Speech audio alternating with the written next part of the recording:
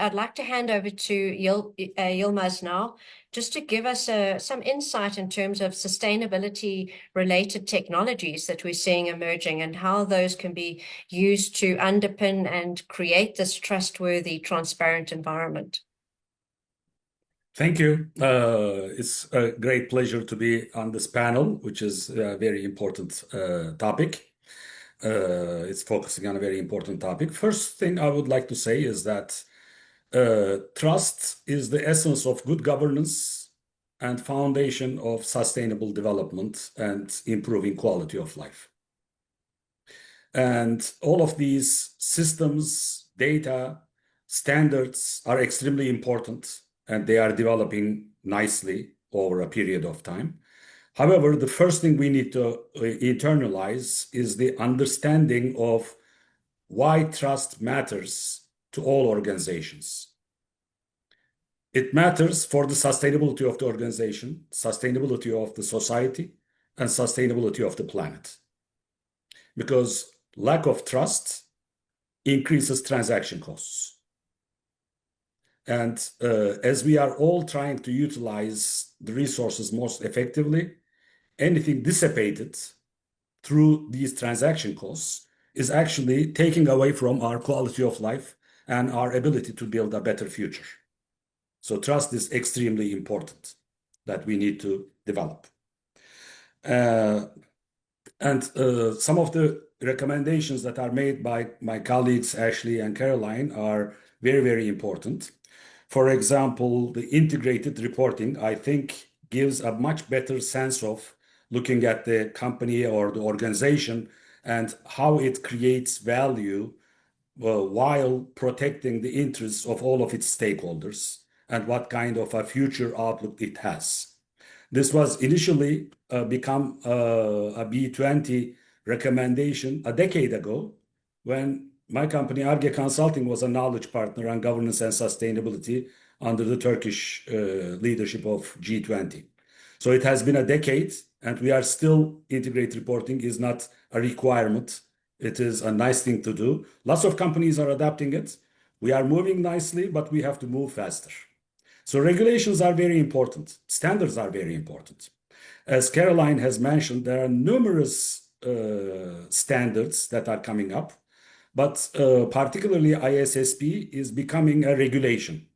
And when a standard becomes a regulation, it becomes a much more widely utilized. Currently, about over 40 countries adapted ISSP as a regulation, which means that that will become the standard that everybody needs to apply to avoid cherry picking, as Caroline has mentioned. And it is very important that the foundation of ISSP, IFRS, is trying to put the linkages between all the other standards like the GRI and the others to make sure that this standard, which is becoming the norm, will be all-encompassing. Okay. First thing I would like to say is that our sustainability reporting focuses on sustainability performance. Sustainability performance is difficult to benchmark across industries, companies, and geographies for two simple reasons. One of them, sustainability performance, is context specific. Okay. And it is multidimensional. So it is difficult to compare things which are multidimensional and context specific. In a drought area, saving some water might be very, very important. In other areas, saving twice as much may not be as important. It depends on the company's size, use technology, and so forth.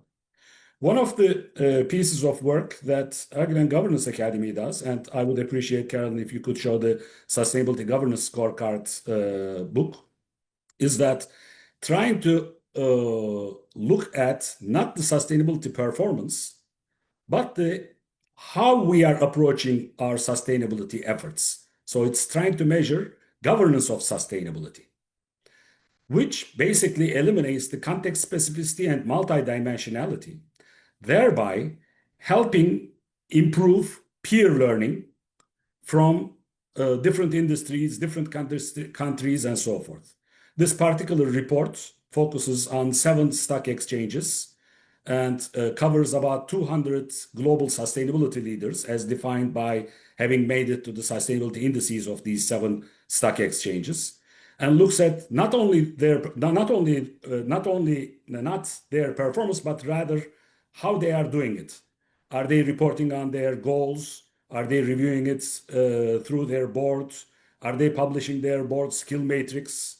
Do their boards have people who understand sustainability and various other things like this? And thereby, it is becoming a very important tool to help peer learning from many different industries, many different geographies. Okay. The other thing I would like to make sure we note is that, yes, standards and regulations are extremely important. Yet, we have to internalize the understanding of sustainability. And from an economist perspective, basically, sustainability means internalizing the externalities into our decision-making, all kinds of externalities. The fact that it doesn't pose us any cost doesn't mean that it doesn't pose any cost on others, either our stakeholders or the planet or whatever. And if we do not consider it properly in our decision-making systems, then sustainable world or a climate change will be hurting significantly. So this is one of the reasons why I think we should be focusing on behavioral economics as well, and making sure that the leaders of the organizations adapt this understanding.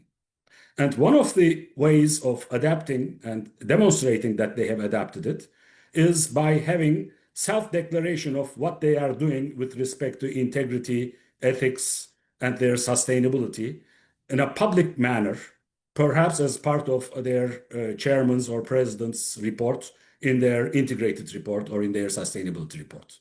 This is extremely important because when the leader takes on this responsibility to publicly commit, it means that their internal systems become aligned with this goal, the resources are allocated properly, and they become liable for anything that is failing in their organization. So they pay attention to these matters a lot more. So it's very, very important to do this, as well as reporting the performance according to various standards and so forth. So this kind of a behavioral economics approach is as important as the data itself. This is not to say that I'm not focusing on data, the proper publication of data, but data is not enough either. As you know, we have to have comparable data. We have to make sure that it becomes information through analysis and through benchmarking and comparison.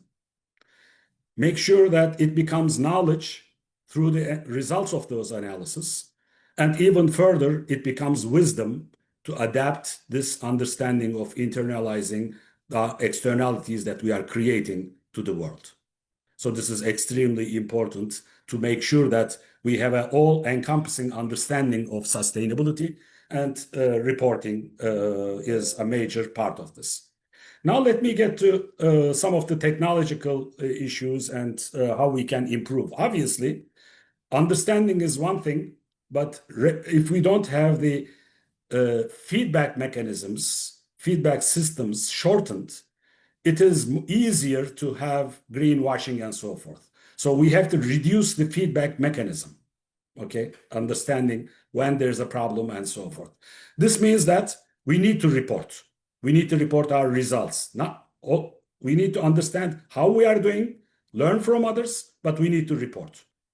And particularly with respect to climate change, there is significant room for improvement in terms of climate finance. So one of the recommendations of B20 South Africa is, as you know, having a finance transparency registry, which is very, very important. Because some of the things that will come out of this, if we can manage to do it properly, is that it will enhance transparency and accountability, which increases trust, which is critical.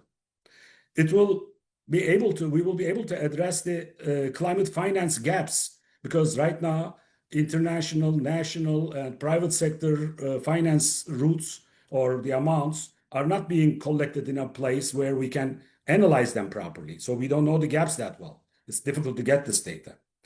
It will be helpful in terms of combating corruption and mismanagement, because if things are recorded, it is easier to identify the issues and so forth. It would facilitate inclusive and equitable climate action by identifying where the needy is not getting sufficient finances and so forth. We'll be able to identify these things as well. And obviously, it will drive the private sector engagement as well, this kind of issue. And we can leverage technologies such as blockchain to make it and to enable it benchmarking without going through the privacy issues and so forth, those types of things. And in short, it will help the global climate goals and reporting standards. If we have where the resources are coming, where they are going, if we have a common standard to follow this through a blockchain type of a registry, it would be very, very useful in terms of accountability and building trust as well. Another topic that I would like to touch upon is the importance of having global standards and applying them on local areas as well. As you may know, I used to chair the UN Global Compact's national networks a while back, and it was very, very useful to have common standards across countries in terms of reporting, because then we can do the benchmark, we can speed up peer learning. Also, we can identify good examples, what works and what doesn't work, and easily deploy it globally in a more faster as well. That would be very useful for the climate change as well.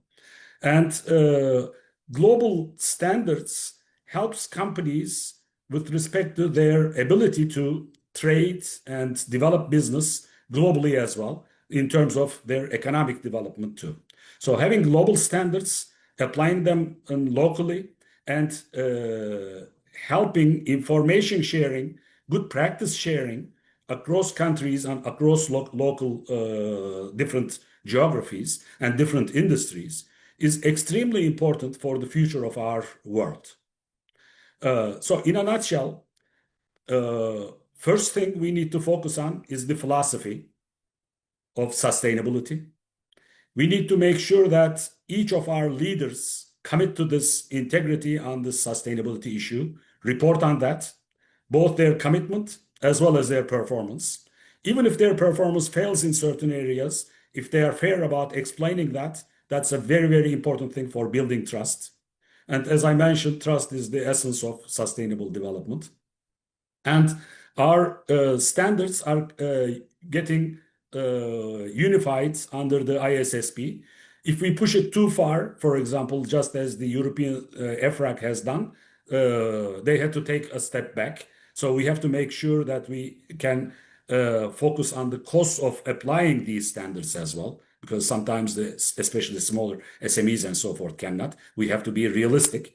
But if we have the right understanding, we'll have a better world. And systems will definitely help this.